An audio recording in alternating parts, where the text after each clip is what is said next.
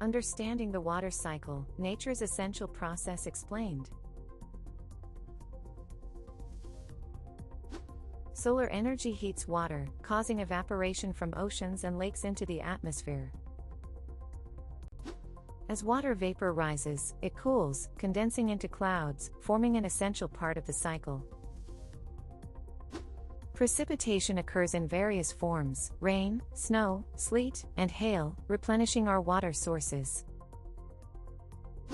Groundwater flows into rivers, lakes, and oceans, completing the water cycle's continuous movement. Only 2.5% of Earth's water is freshwater, vital for ecosystems, agriculture, and human survival. Join us for more fascinating insights into nature's processes.